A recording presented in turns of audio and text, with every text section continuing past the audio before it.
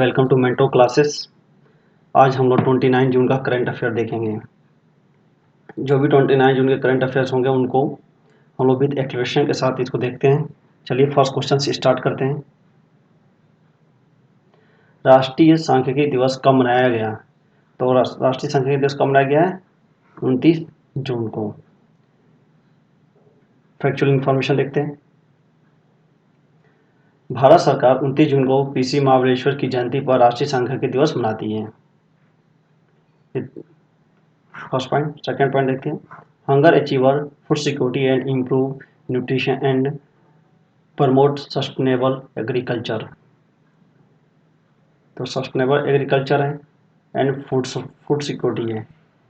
अब food security अगर sustainable development goal देखा जाए, सस्टेनेबल डेवलपमेंट गोल, तो ये इसमें दूर से इन्वॉल्व रहता है। टोटल इसमें कितने हैं सस्टेनेबल डेवलपमेंट गोल? तो 17। टारगेट कब तक रखा गया है? 2030 का। दूसरी पंचवर्षीय योजना को नेहरू महाबोलोनिस मॉडल के रूप में क्या किया जाता है? जाना जाता है। और दूसरी पंचवर्षीय योजना कब से कब तक चली थी? और पंचवर्षीय योजना के ही आधार पर, यानी जो योजना है, जो पंचवर्षीय योजना चलाई जा रही थी, उसी के स्थान पर कौन सी योजना लाई गई? नीति आयोग। नेक्स्ट क्वेश्चन देखते हैं। 1931 में कोलकाता में भारतीय सांख्यिकी संस्थान की स्थापना की गई।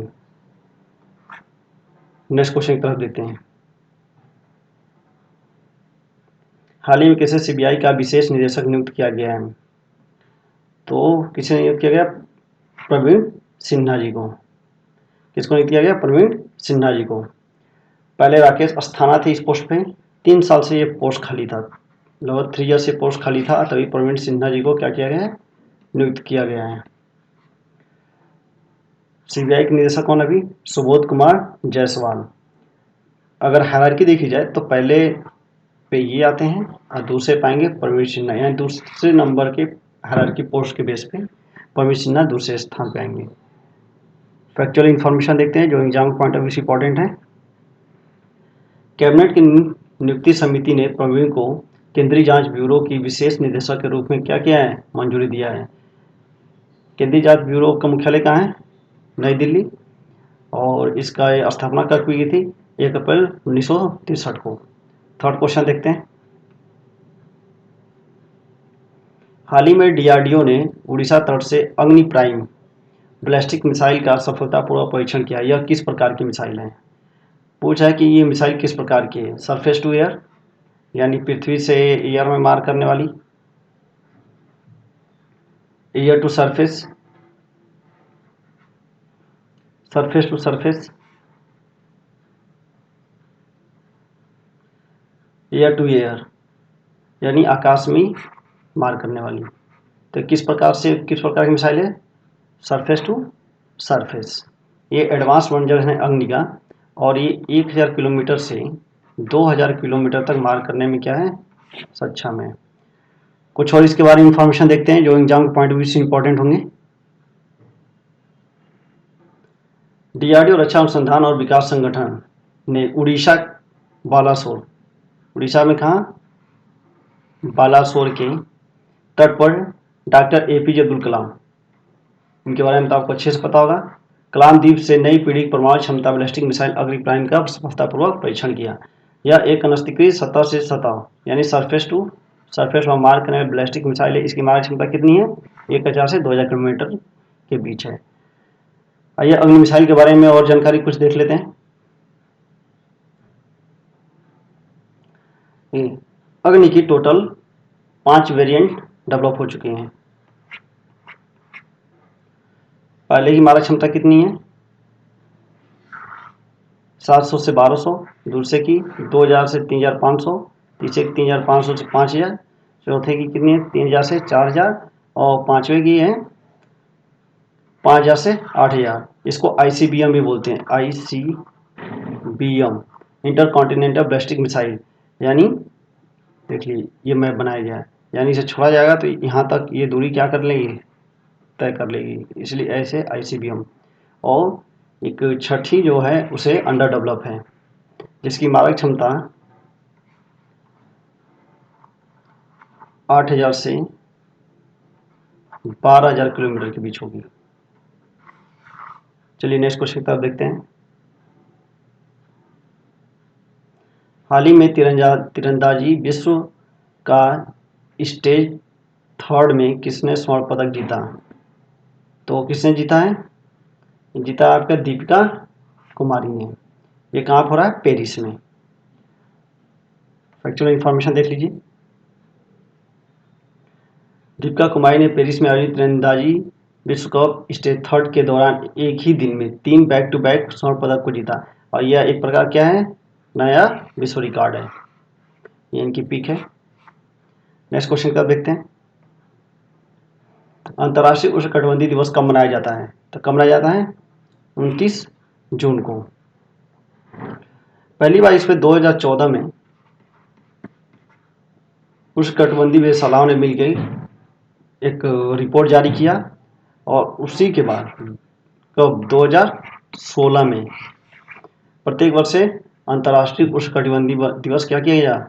मनाना स्टार्ट किया गया।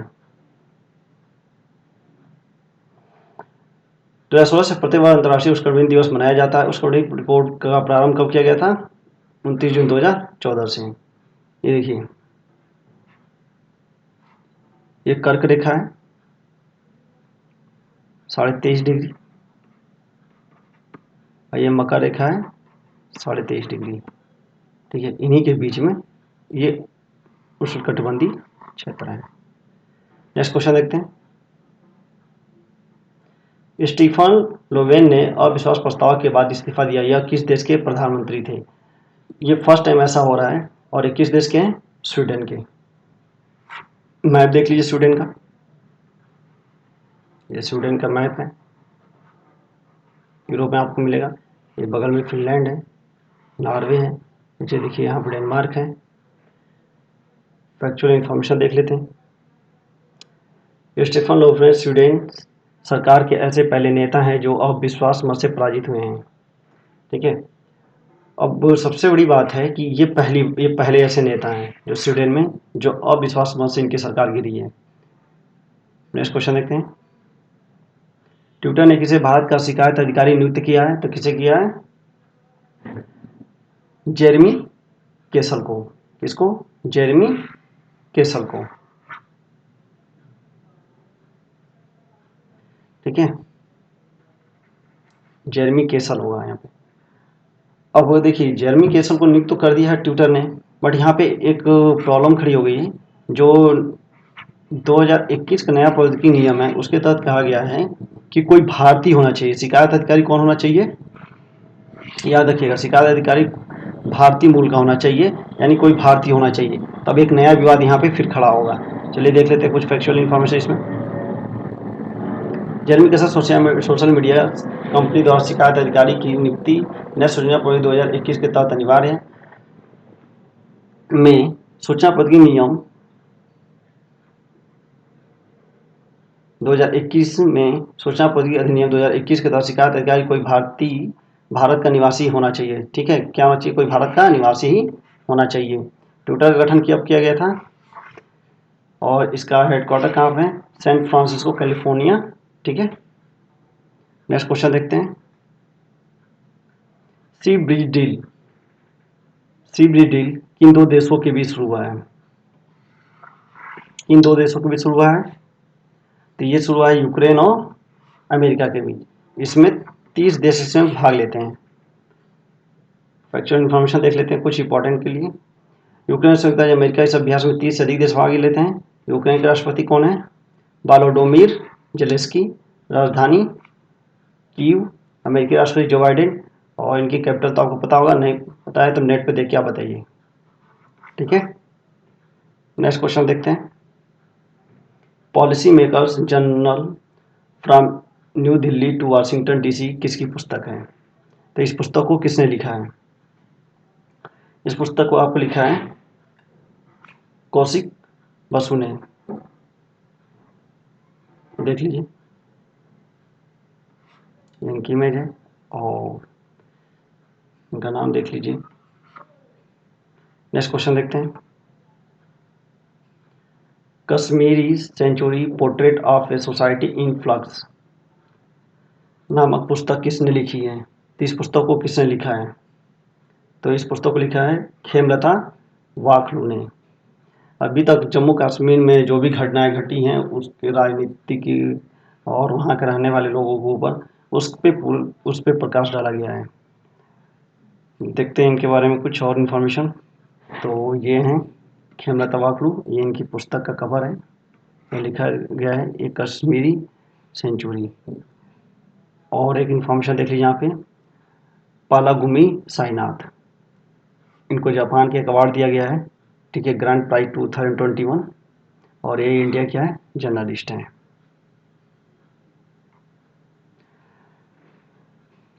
अगर आपको ये वीडियो अच्छा लगा है तो लाइक करें, सब्सक्राइब करें और शेयर करना ना भूलें अपने फ्रेंडों को, ताकि उनको ज़्यादा से ज़्यादा इसका बेनिफिट मिले। और थैंक्स फॉर वाचिंग। ये 10 मिनट के अंदर पूरा कंप्लीट आपका आज का करंट अफेयर कराया गया है। चलिए मिलते हैं नेक्स्ट वीडियो में।